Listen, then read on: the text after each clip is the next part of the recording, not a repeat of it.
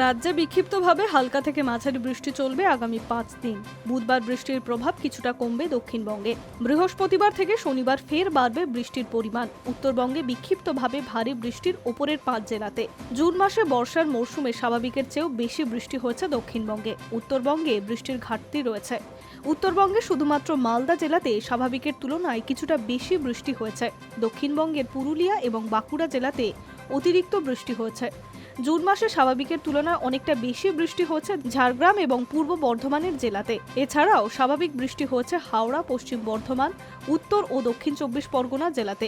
কলকাতায় জুন মাসে প্রায় 13% বৃষ্টির ঘাটতি থেকে গেছে। বুধবার দুপুর পর্যন্ত ঝাড়গ্রাম এবং পুরুলিয়া জেলাতে ভারী বৃষ্টির আশঙ্কা করা হচ্ছে। উপকূল সংলগ্ন জেলাগুলিতে 30 থেকে 40 কিলোমিটার বেগে দমকা ঝোড়ো বাতাসের সঙ্গে বজ্রবিদ্যুৎ সহ হালকা থেকে মাঝারি বৃষ্টির পূর্বাভাস রয়েছে। বৃহস্পতিবার থেকে বৃষ্টি বাড়বে। ভারী বৃষ্টির পূর্বাভাস 4 জেলাতে রয়েছে। পুরুলিয়া, পশ্চিম বর্ধমান, বীরভূম এবং দক্ষিণ 24 পরগনা জেলাতেও রয়েছে। শুক্রবার দক্ষিণবঙ্গের 5 জেলাতে ভারী বৃষ্টির আশঙ্কা করা হচ্ছে। পূর্ব ও পশ্চিম বর্ধমান, নদিয়া, উত্তর ও দক্ষিণ 24 পরগনাতে ভারী বৃষ্টি হতে পারে। উত্তরবঙ্গে ওপরের দিকের 5 জেলাতে বিক্ষিপ্তভাবে ভারী বৃষ্টি চলবে। নিচের দিকের জেলাতেও বজ্রবিদ্যুৎ সহ হালকা থেকে মাঝারি বৃষ্টি বিক্ষিপ্তভাবে হতে পারে। বুধবার দুপুর পর্যন্ত দার্জিলিং ও জলপাইগুড়ি জেলাতেও 2-1 ফোঁটা বৃষ্টির পূর্বাভাস রয়েছে।